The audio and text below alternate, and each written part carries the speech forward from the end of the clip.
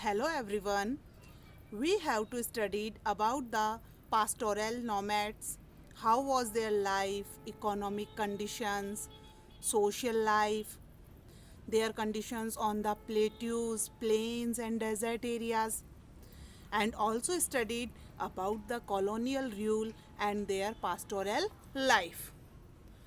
And today I will start a new topic, pastoralism in Africa. Over half of the world's pastoral population lives in Africa. जो world's की जो pastoral populations है उसमें से half से भी ज़्यादा अफ्रीका में लाइफ करती है. There are also some pastoral communities related to the Africa. Bedouins, Berbers, Maasai, Somali, Boran and Turkana. They raise cattle, camels, goats, sheep and donkeys. उनके पास किस चीज़ का रेस था ज़्यादा मात्रा में? क्या थे? Cattles, camels, goat, sheep and donkeys.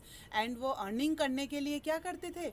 Some of them, उसमें से कुछ तो क्या करते थे? They sell milk, meat, animal skin and वूल.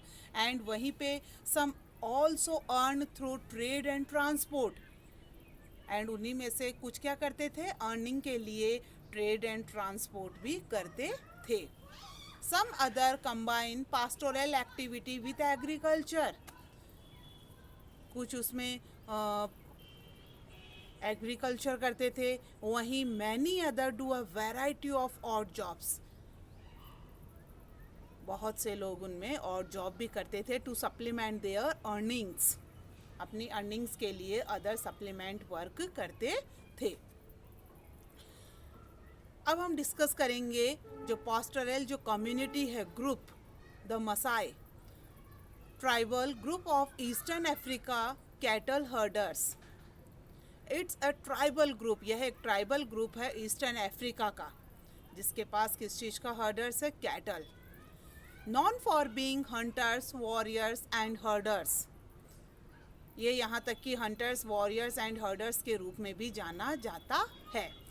इस ग्रुप ने बहुत लंबे समय तक हंट नहीं किया. No longer hunt in most of Africa. Are known to be fearless and helpful to animal and all people.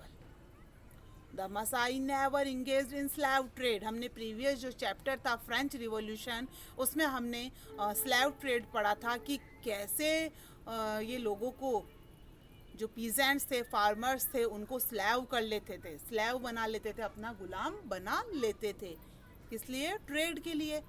But जो मासाई ग्रुप था, जो कम्युनिटी थी, never engage in slave trade. वे कभी भी स्लेव ट्रेड में इंगेज नहीं हुए.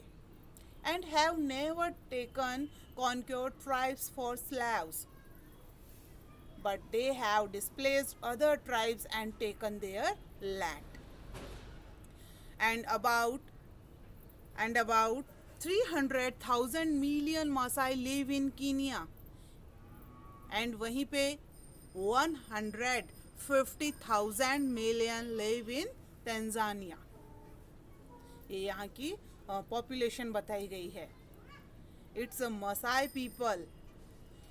Where have the grazing lands gone. अब जो मासाई जो कम्युनिटीज़ थे, इनके पास जो बहुत विशाल वास्ट लैंड एरियाज़ थे, वे सब ग्रेजिंग जो लैंड एरियाज़ थे, उनका क्या हुआ? वे कहाँ गए? तो बिफोर द कॉलोनियल रूल, जो कॉलोनियल रूल्स के पहले, the Maasai land stretched over a vast area from north Kenya to the steppes of northern Tanzania. अब यहाँ पे steppes means it's a grassland plains. जो प्लेन एरियाज है, grassland without trees, उनके पास एक बहुत लंबा वास्ट एरिया था फ्रॉम नॉर्थन कीनिया से लेके नॉर्दर्न तंजानिया तक. The European colonial powers began. वहीं जब यूरोपियन जो कॉलोनियल पावर्स यहाँ पे बिगैन, शुरुआत हुई, दो the slicing of Africa. Slicing means होता है एक तरीके से धीरे धीरे किसी भी चीज़ के टुकड़े कर देना, स्लाइस कर देना.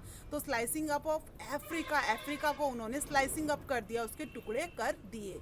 एंड जो Maasai land was cut into half in 1885, जो मासाई लैंड थे वह बहुत कम, मतलब हाफ से भी ज़्यादा एरियाज़ को धीरे धीरे उन्होंने स्लाइसिंग अप कर लिया, कट कर दिया. Maasai lost more than 60% of their pasture land from the pre-colonial period. जो मासाई पर्सन्स थे, उन्होंने जो ग्रुप था, उन्होंने 60% से भी ज़्यादा पास्चर लैंड एरियाज़ को उन्होंने लॉस्ट कर दिया, खो दिया. They were now confined to an arid zone. Arid zone means it's a several lack of available water. Arid zone जहाँ पे वाटर ना हो, पानी ही ना हो, बिल्कुल शुष्क एरियाज में आते हैं. With poor pastures and uncertain rainfall. तो जो बचा हुआ जो लैंड एरियाज था वो एरिड जोन एरियाज में एंड वही एरिड जोन मीन्स क्या होता है, जहाँ पे वाटर, लैक ऑफ वाटर की बहुत ज़्यादा कमी हो, शुष्क हो. विथ पुअर पास्चर्स, अब वहाँ के उन जो पास्चर्स थे वो बहुत पुअर हो गए. एंड अनसर्टेन रेनफॉल, जो रेनफॉल था वो अनिश्चित था, अनसर्टेन था. The local peasants communities were encouraged by the British government to expand cultivation. जो लोकल पीजेंट्स थे, वहाँ के जो लोकल पीजेंट कम्युनिटीज़ थी, उनको एनकरेज किया गया ब्रिटिश गवर्नमेंट के through to expand cultivation. Next, large areas of grazing land were also turned into game reserves.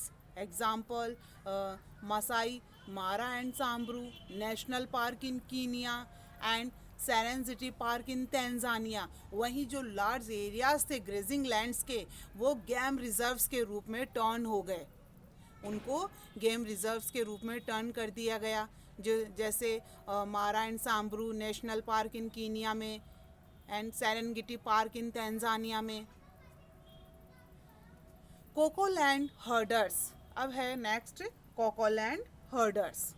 जो कोकोलैंड जो हर्डर्स थे traditionally moved between Kaokoland and Ovamboland in Namibia.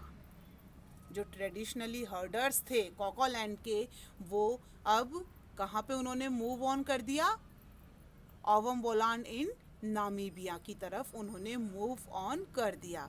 They sold skin, meat and other items in neighbouring market. जो उनके आसपास के जो उनके पड़ोसी जो मार्केट्स थे, वहाँ पे उन्होंने उन एनिमल्स की जो उनके पास हर्डर्स थे, उनकी skin, meat and other items उन्होंने उनके सॉल्व किए, सेल किए.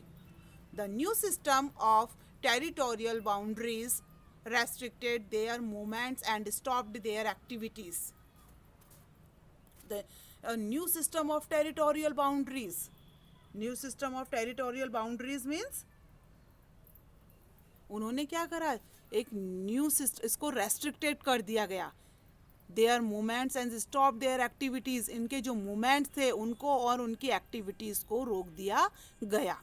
जो नया सिस्टम आया टेरिटोरियल का, उन्होंने उसको रेस्ट्रिक्टेड किया, प्रतिबंधित कर दिया. ओके बेटा.